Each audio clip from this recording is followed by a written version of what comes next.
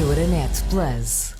Olá, boa tarde, bem-vindos ao Casa Comum, com Duarte Pacheco e Mariana Vieira da Silva, que se juntará a nós dentro de minutos. São os comentadores deste espaço habitual de comentário da Renascença, à hora do almoço de quarta-feira. Mais adiante ao painel junta-se João Oliveira, eurodeputado do PCP.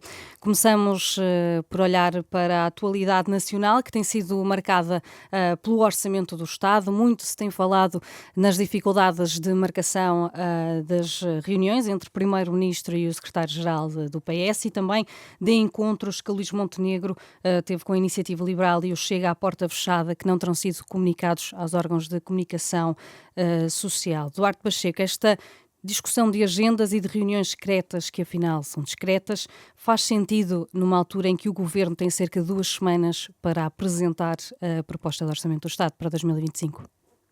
Boa tarde a todos que nos acompanham. É um prazer estar consigo aqui. Olha, eu fico triste. É a melhor expressão que eu posso utilizar. Porque nós devíamos estar a discutir política. Devíamos estar a discutir matérias em concreto. Olha, queremos baixar o IRS ou não queremos baixar o IRS. Queremos reforçar o orçamento da saúde ou não. Na defesa, precisamos de gastar dinheiro com a defesa perante o contexto internacional onde estamos e atingir aquelas metas que nós nos comprometemos dentro da NATO. O ideal era que nós estivéssemos a discutir essas matérias e não propriamente se a reunião é à sexta-feira ou se é à segunda e coisas desse género. Quer dizer, sinceramente eu não tenho paciência para isso. E eu acho que os portugueses também não. Os portugueses querem os seus problemas resolvidos e não esse tipo de comentário. Em relação à descrição de algumas das reuniões, eu tenho a certeza que, vou dizê-lo, mas tenho a certeza que a Mariana teve a mesma experiência enquanto ministra junto do Dr. António Costa, que realizam-se N reuniões que não são noticiadas, mas são importantes para resolver os problemas. O próprio Dr. Pedro Nuno Santos, enquanto foi Ministro dos Assuntos Parlamentares, reunia com deputados e com os líderes da geringonça no seu gabinete na Assembleia e sem aviso prévio à comunicação social que essa reunião ia ser às 3 da tarde ou ia ser às 5. Eram reuniões de trabalho para partir pedra, para tentarem encontrar soluções e não propriamente para marcar posições. E era bom que voltássemos a esse registro, de modo a que o país tenha orçamento, que é isso que o país precisa. Mas Pedro Nuno Santos não gostou da descrição destas reuniões que aconteceram na segunda-feira de manhã entre Primeiro-Ministro, Iniciativa Liberal e Chega, depois também no dia anterior termos assistido a uma troca de comunicados sobre as dificuldades entre agendar um encontro entre Pedro Nuno Santos e o Primeiro-Ministro, Mariana Vieira da Silva. Não deveria já também o PS ter sido já mais concreto sobre o que quer para este Orçamento do Estado? Bom, eu julgo que o principal problema é mesmo o da contradição que assistimos entre umas reuniões serem discretas e, no outro caso, haver comunicados completamente desproporcionados e provocatórios sobre a marcação das reuniões. Eu não tenho nenhum problema com reuniões discretas, mas ou são todas discretas ou nenhuma é, porque senão o que aparenta estar em causa com aquele comunicado é mesmo a ideia de que, num caso, provocamos o partido com quem supostamente queremos dialogar com um comunicado. Eu não me lembro de alguma vez ter visto um comunicado do Governo naquele tom e com aquele registro. E no outro fazemos as reuniões discretamente, como aliás a maioria delas devia ser, porque as reuniões são para trabalhar, não são para serem públicas, e portanto o que está aqui em causa é essa contradição entre, num caso, tornamos pública a dificuldade em marcar uma reunião e as outras reuniões fazemos sem informar ninguém. Eu julgo que isso faz parte aqui de uma estratégia que tem sido seguida, e já aqui tínhamos falado sobre isso desde antes do verão, que é de pressão sobre o PS, sem um diálogo concreto sobre as matérias orçamentais. É pressão no geral e fica mal ao Governo utilizar os meios de comunicação do Governo para fazer esse tipo de provocação. Julgo que ninguém gosta daquele tipo de carta e temos rapidamente de ultrapassar este momento. Eu tenho aqui sempre reafirmado, é ao Governo que cabe governar e propor. E, portanto, o ónus da iniciativa não é do Partido Socialista, é do Governo e é preciso passar rapidamente. O PS tem mantido sistematicamente o mesmo registro sobre a disponibilidade para negociar e, portanto, é preciso passarmos desta fase nem sei bem como qualificar, porque aquele comunicado é mesmo algo que parece mesmo que ninguém quer negociar, porque senão não faria um comunicado com aquela natureza.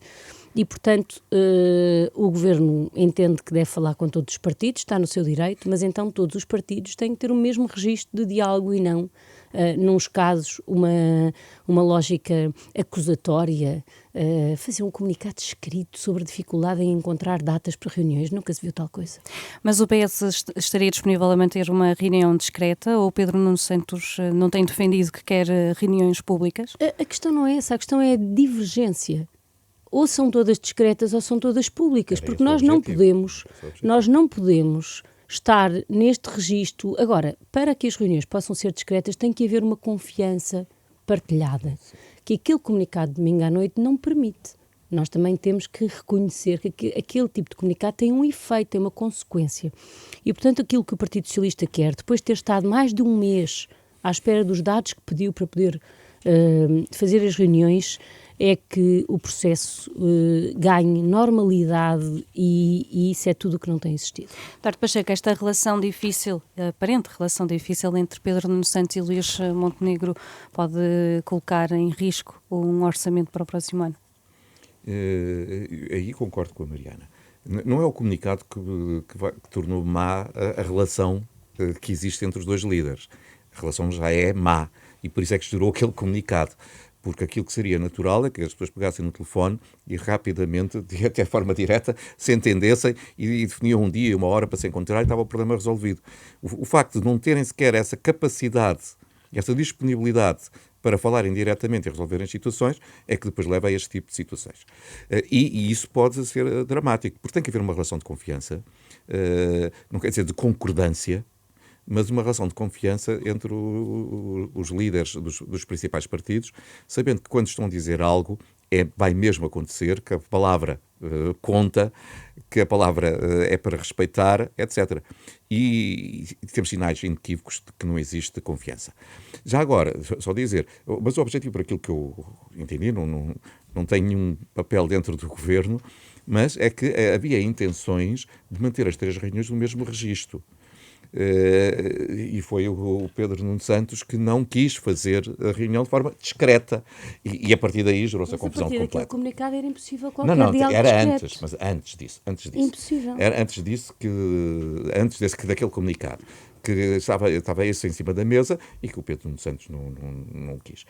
Muito bem, está na sua opção, mas depois também não se pode vitimizar. Tendo em conta o que aconteceu este início de semana e esta troca de comunicados, Mariana Vieira da Silva, como é que o PS se apresentará na sexta-feira na reunião com o Primeiro-Ministro?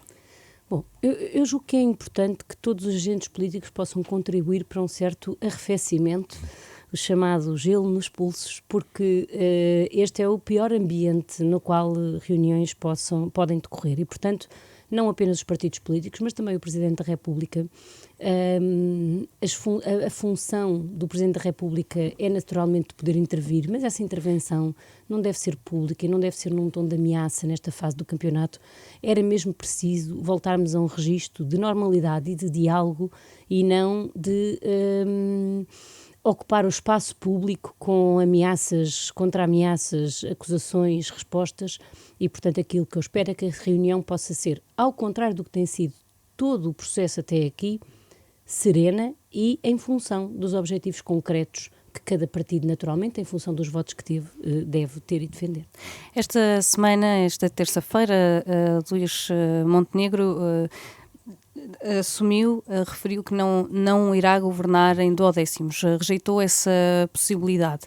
Depois desta questão das reuniões, colocou esta regra para o governo. Podemos assumir então que a única solução do Duarte Pacheco é que, se não houver um orçamento aprovado, iremos ter eleições antecipadas? E depende da vontade também do Sr. Presidente da República e, portanto, nunca saberemos até lá chegar o que é que o Sr. Presidente... Porque ele agora não foi claro. Anteriormente, quando tivemos processos orçamentais difíceis, ele disse à partida qual era a consequência e ficou transparente para todos poderem decidir e agora o Sr. Presidente ainda não o disse. Agora, eu compreendo a posição do Primeiro-Ministro. Está no governo há cerca de 6 meses. tem um programa que quer implementar.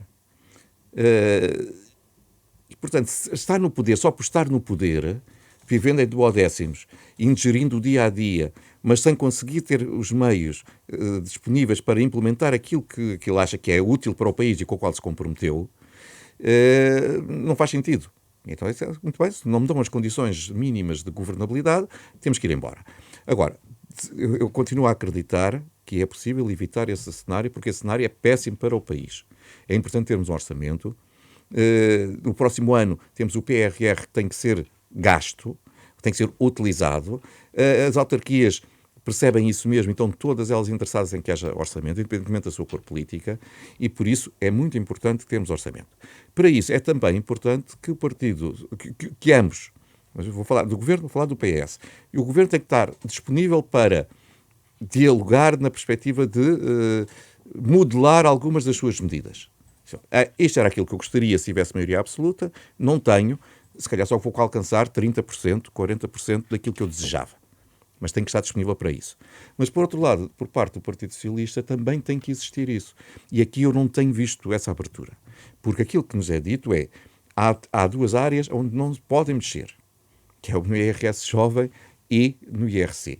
Ora bem, isso é logo dizer ao Governo, deite para o lixo aquilo que são as alterações fiscais mais relevantes do seu programa. Uma coisa é dizer, olha, não concordamos com esse modelo que o Governo está a propor. Temos aqui uma alternativa. Então vamos lá conversar. E se calhar chega-se a meio da ponte. Não é ficar uma pessoa de um dos lados da ponte à espera que o outro atravesse a ponte toda sozinho para lá chegar ao pé dele e lhe apertar a mão.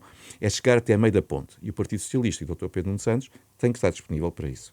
Luís Montenegro, quando fez esta afirmação, penso que tinha dito terça-feira, foi na segunda-feira à noite, disse também que esta posição não é uma chantagem nem uma pressão política. No entanto, Mariana Vieira da Silva também já mencionou algumas intervenções que o Presidente da República tem tido, nomeadamente sobre questões relacionadas com o Orçamento do Estado. Eu perguntava-lhe se o PS sente-se ou não pressionado pelo Presidente da República e agora também por Luís Montenegro. Nós estamos no dia 25 de setembro hoje. O orçamento será aprovado e entregue na Assembleia da República pelo Governo no dia 10 de outubro. Tudo o que nós devemos evitar, e eu sendo deputada tenho que contribuir para aquilo que digo que deve acontecer, é um ambiente de debate, de discussão na praça pública e de um clima de agudizar de posições que coloque todos numa situação de impossibilidade de recuo. E, portanto, o Partido Socialista, depois da primeira reunião, durante o mês de agosto, pediu um conjunto de informação que chegou há pouco mais de uma semana. E agora é preciso que as reuniões decorram. Aquilo que eu disse sobre o Presidente da República é que estar no dia 23 de setembro a dizer o que é que acontece e a cenarizar não é um contributo para que aquilo que o Presidente da República diz desejar ocorra. É um contributo para criar um ambiente que já é a terceira vez desde o início do PRR que estamos a viver, de incerteza e depressão. E, portanto, aquilo que me parece é que este é mesmo o momento de fazer as reuniões, de o fazer com tranquilidade e não, por exemplo, de usar o briefing do Conselho de Ministros para dizer frases como ninguém sabe o que o PS quer. Porque não é uma frase, e eu estou particularmente à vontade, que um membro do Governo deva dizer no briefing do Conselho de Ministros num momento que, para todos os efeitos, é inicial da negociação.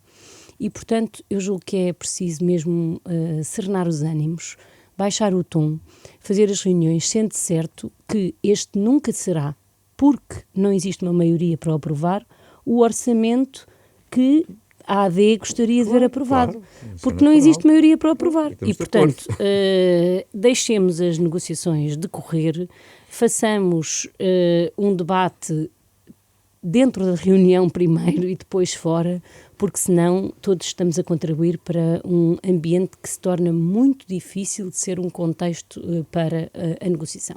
Agora, aquilo que foi sempre sido dito, que era uma responsabilidade do Partido Socialista, está à vista que o próprio Governo reconhece que não é, ao debater e ao fazer reuniões com todos. E, portanto, esta pressão sobre o Partido Socialista, que nunca foi exigida ao PSD durante os últimos 8 anos, é excessiva.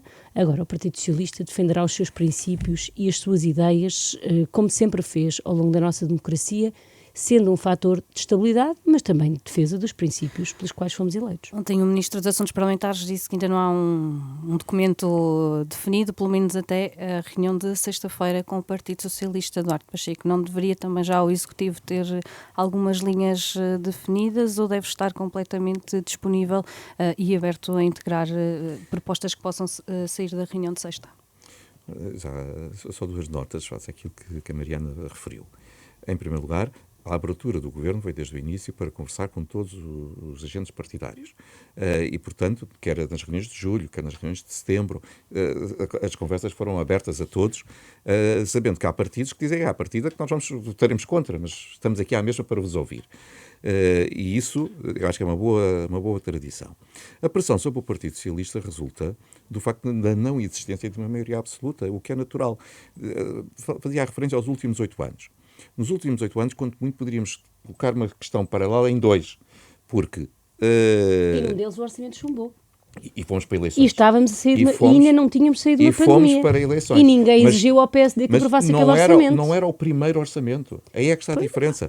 Aí é que está a diferença. Porque se um governo tem maioria absoluta, não precisa de estabelecer esse diálogo. É sempre positivo? É sempre a ouvir? É. Há sugestões que são boas e vindas de diferentes partidos. E foi sempre feito. Pronto, não estou a dizê-lo. Portanto, pelo bem. Quando não tem maioria absoluta, mas tem um acordo de ciência parlamentar, como era o caso, com outro partido, é com esse que o diálogo vai se manter, naturalmente. Portanto, os outros partidos da oposição não são chamados a essa responsabilidade. A responsabilidade acontece quando o partido do governo não tem maioria absoluta no Parlamento, nem tem acordo com ninguém. E aí a grande diferença é entre o primeiro e o segundo orçamento. Quer dizer, mesmo os portugueses compreendem que deitar um orçamento para o lixo e derrubar um governo ao fim de 6 meses de mandato não é correto, na perspectiva que ganhou eleições, tem legitimidade para implementar o seu programa e para que se vejam os resultados. E depois, aí sim, no segundo, daqui a um ano, meus amigos, olha, vocês disseram isto, mas estamos a ir a um caminho completamente oposto àquilo que vocês desejavam e disseram que ia acontecer. Portanto, vamos ter de pôr um fim a esta caminhada. E aí, não é 6 meses depois. O Governo já apresentou algumas das medidas, nomeadamente ao nível do IRC e ao nível do IRS jovem.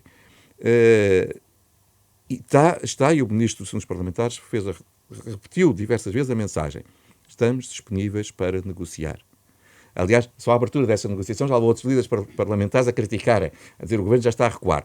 Não está a recuar, está a ir em encontro àquilo que são questões levantadas pelo principal partido da oposição e com quem queremos nos entender para viabilizar o orçamento. Mariana Verde da Silva, para fechar o tema, o Partido Socialista será flexível para negociar ou questões como IRS jovem e IRC são mesmo linhas vermelhas? E pergunto-lhe já se há outras propostas que o partido pensa levar na reunião com o Primeiro-Ministro. Trabalharemos até sexta-feira para essa reunião. Eu queria afirmar o seguinte, já aqui tive a oportunidade, semana após semana, de destacar. A medida do IRS para os menores de 35 anos não é uma medida de política, é uma verdadeira revolução fiscal. E o Governo não pode ter a expectativa de uma medida que afeta brutalmente a progressividade do IRS, contra a qual o Partido Socialista sempre se manifestou, possa ser o eixo de um orçamento que conte com o voto do Partido Socialista. Não se trata de uma medida de política simples, trata-se de algo que vai afetar para sempre a nossa cobrança de impostos e a forma como nós olhamos para o IRS enquanto um mecanismo redistributivo da riqueza e, por isso, é preciso termos atenção que, para fazer revoluções no sistema fiscal, precisa de existir uma maioria na Assembleia da República que não só não existe, como existe uma maioria super relativa, no sentido em que o PSD nem sequer lhe basta um partido para poder fazer aprovar as suas para o PSD e o CDS. E, portanto, não façamos disto uma espécie de birra, porque não é disso que se trata. O Partido Socialista considera que aquela medida é brutalmente injusta, quer do ponto de vista intergeracional, quer do ponto de vista de ter pessoas de 34 anos que ganham 10 vezes mais que outras e acabam por pagar os mesmos impostos. Isso não é aceitável do ponto de vista do Partido Socialista e mais, do ponto de vista do Partido Socialista, é até arraiar o desafio àquilo que a Constituição diz sobre o IRS. E, portanto, não tomemos as medidas como se elas tivessem todas o mesmo impacto ou todas a mesma dimensão, porque estas têm um impacto brutal na redução da receita e brutal na alteração estrutural da forma como nós olhamos para as políticas redistributivas, e é por isso que o Partido Socialista é contra, e não transformemos isto numa questão menor ou num desentendimento menor. É uma visão diferente daquele que é o papel do IRS para a criação da justiça fiscal. Sem mais tempo, seguimos agora para o tema europeu. Euronet Plus. Ao painel junta-se o eurodeputado João Oliveira do PCP. Bem-vindo novamente ao Casa Comum. Olá, boa tarde, viva. Boa tarde, João. Boa tarde. No início desta semana, a Comissão Europeia acordou desbloquear 500 milhões de euros do Fundo de Coesão, era um valor que já estava programado para Portugal, para uma ajuda para a recuperação dos estragos provocados pelos incêndios da semana passada. João Oliveira, perguntava-lhe se este desbloqueio dos 500 milhões de euros é suficiente ou deve a Comissão Europeia acionar também um fundo de solidariedade que também já foi solicitado por eurodeputados portugueses. Olha, de facto, a sua pergunta encerra as questões mais complexas que a abordagem desta questão tem, eu diria por diferentes motivos. Primeiro, porque coloca a questão de saber se 500 milhões é um montante correspondente àquilo que são as necessidades de reparação, digamos assim, dos prejuízos causados pelos incêndios. Em segundo lugar, se a utilização destas verbas provenientes dos fundos de coesão é a mais adequada. E, em terceiro lugar, se isto significa a impossibilidade ou a possibilidade de recorrer ao Fundo de Solidariedade da União Europeia ou até outro tipo de mecanismos, nomeadamente à reserva para ajudas de emergência. E eu vou procurar, de forma muito sintética, dar a resposta a estas diferentes questões. Primeiro, o montante dos 500 milhões, naturalmente, que é um montante, digamos assim, do ponto de vista da referência, que fica do ponto de vista quantitativo, não é um montante pequeno e, portanto, eu diria que 500 milhões de euros, digamos assim, para arrancar com algumas medidas de recuperação dos prejuízos causados pelos incêndios, eu diria que é, digamos assim, um ponto de partida que não é despiciando e, portanto, esses 500 milhões de euros podem vir a significar uma ajuda grande nessa capacidade de recuperação e de resposta a esses prejuízos. A questão que fica por saber é se verdadeiramente, e essa é a resposta à segunda parte da sua pergunta, se o desbloqueio destas verbas, que na prática já estavam alocadas a Portugal por via das políticas de coesão, é de facto o instrumento mais adequado, e não me parece que seja. As políticas de coesão não têm como objetivo dar a reparação a catástrofes naturais, a problemas como incêndios, a reparação de prejuízos que ocorrem em uma determinada circunstância. As políticas de coesão e os fundos de coesão servem para dar resposta a problemas que os países enfrentam de forma desequilibrada e assimétrica. E, portanto, os fundos de coesão destinam-se a compensar os países por determinados impactos que as políticas europeias têm, que precisam de ser compensados para garantir, digamos assim, algum equilíbrio na situação entre os diversos países. O facto de Portugal já ter digamos assim, do âmbito das políticas de coesão, afetado um determinado montante, a determinados objetivos da política de coesão, digamos assim, que não permite que sejam agora desviados 500 milhões para a resposta aos incêndios, garantindo-se que continuamos a ter os mesmos montantes para a política de coesão. E, portanto, a primeira resposta a essa, que eu queria dar à sua pergunta, de forma muito direta, é que é preciso assegurar que os 500 milhões que saem das políticas de coesão para esta resposta de emergência aos incêndios sejam compensados para que não fiquem a faltar nas políticas de coesão. Por fim, o Fundo de Solidariedade e a Reserva de Ajudas de Emergência. O Fundo de Solidariedade e as reservas de ajuda de emergências são dois mecanismos, digamos assim, que existem na União Europeia para dar resposta a situações de catástrofes naturais e à reparação dos prejuízos que essas catástrofes causam. A reserva de ajudas de emergência é, digamos assim, um expediente mais rápido para assegurar uma capacidade de resposta em casos de catástrofes naturais mais no imediato, tem, no entanto, um alcance mais limitado. Ao contrário, o Fundo de Solidariedade, digamos assim, é um mecanismo com uma proteção, uma capacidade de resposta aos prejuízos mais significativa, mas é mais demorado porque ele exige a avaliação dos danos e dos impactos económicos que decorrem dessas catástrofes naturais, e o que significa, em muitos casos, um desfazamento não só temporal, mas eventualmente até em termos de montantes. Por coincidência ou não, ontem mesmo na Comissão de Orçamentos, de que faço parte, tivemos a discutir um relatório a propósito do recurso de vários países da União Europeia ao Fundo de Solidariedade para compensar prejuízos que sofreram em 2023. E eu queria deixar apenas esta referência. A Itália registou, nas cheias na zona da Emília-Romana, de 2023, registrou prejuízos de 8,5 mil milhões de euros. Aquilo que está proposto é um apoio de 379 milhões. A Eslovénia, 7,3 mil milhões. Está proposto 428 milhões. A Áustria, 208 milhões. Está proposto um apoio de 5. A Grécia, prejuízos de 2,3 mil milhões. Um apoio de 101. Eu estou a dizer isto para exemplificar aquilo que estamos a tratar. Cheias e catástrofes naturais ocorridas em 2023 estão ainda em decisão no âmbito do Fundo de Solidariedade aqui no Parlamento Europeu e, para além da demora, já lá vai mais de um ano, em relação a algumas dessas catástrofes, já lá vai mais de um ano, para além da demora na resposta do Fundo de Solidariedade, o alcance da resposta, digamos assim, em relação ao volume total dos impactos, é muito limitado, porque há uma exigência de comprovação, digamos assim, dos prejuízos a reparar e da possibilidade de recurso aos fundos europeus, do Fundo de Solidariedade para fazer essa reparação. E, portanto, eu diria que há uma exigência, e com isto concluo, há uma exigência grande do governo português de procurar encontrar todos os mecanismos que possam permitir financiar, digamos assim, com financiamento europeu, digamos assim, os mecanismos de reparação dos prejuízos causados pelos incêndios. É importante que isso não seja feito à custa de outros objetivos, nomeadamente dos objetivos de coesão, e é importante que, se eventualmente forem agora utilizadas as verbas dos fundos de coesão, elas não fiquem a faltar nos fundos de coesão e de alguma forma possam ser repostas, e é preciso que o governo português, apesar do alcance limitado que tem, quer a reserva para ajudas de emergência, quer o Fundo de Solidariedade, não deixe de ponderar também o recurso a esses mecanismos, tendo em conta que eles serão sempre mais demorados e eventualmente de menor alcance. Mariana Vieira da Silva, deve o Governo também tentar recorrer a este complemento de solidariedade e pedir alguma brevidade na resposta? Sim, muito obrigada.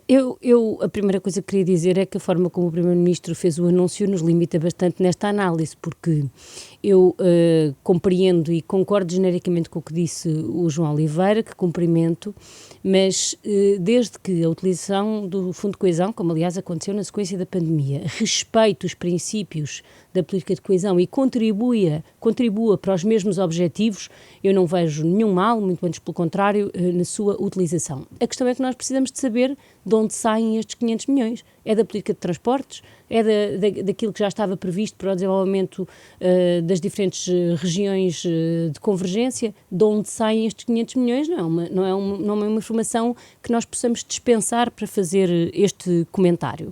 Quanto ao mais, o processo não é simples e, portanto, eu já o tendo feito também sei, é preciso fazer aqui um levantamento dos prejuízos e se atingir o valor, eu julgo que o país deve fazer aquilo que sempre fez, que é utilizar estes mecanismos na medida em que, muito provavelmente, pelo que vimos na televisão, atingiu esses valores. Duarte Pacheco, foi prometida muita fiscalização, depois há a distribuição deste valor para a recuperação. Acredita que não vai acontecer o mesmo que aconteceu em 2017? Temos que acreditar que não. O país e todos os agentes políticos devem aprender com aquilo que são experiências, quer positivas, quer negativas, e neste caso foi negativa. Mas eu ia lhe dar o exemplo agora de uma positiva, que penso que há 10 anos, não sei se foi em 13, foi 14, era o governo do engenheiro Sócrates, o Ministro da Agricultura, o Ministro Serrano, e a zona do Oeste foi vítima de uns furacões que destruíram por completo tudo, nomeadamente infraestruturas agrícolas. O Sr. Ministro esteve lá e aquilo que prometeu, mais do que o dinheiro, foi dizer, vamos agilizar a ajuda para que ela chegue em tempo útil. Equipas do Ministério vêm para aqui para vos ajudar a fazer tudo o que tem que ser feito. Nós não vamos deixar que a burocracia mate as empresas que querem sobreviver. Ora bem, é aqui aquilo que nós estamos a precisar. Independentemente se o dinheiro vem do fundo A, fundo B ou fundo C, se vierem de todos, melhor. Independentemente disso, é que não acontece aquilo que estava a dizer o João Oliveira face às cheias do ano passado em alguns países europeus. É que passa um ano e que o dinheiro não chega às pessoas. Porque depois, a longo prazo, somos todos mortos. E aí já não há ajuda que seja possível. Vamos também acompanhar esta distribuição nas próximas semanas e as regras que serão definidas. Duarte Pacheco, Mariana Vieira da Silva, João Oliveira, muito obrigada por o Casa Comum desta semana. Ficamos por aqui, regressa na próxima quarta-feira. Euronet Plus. Milano. Zagreb.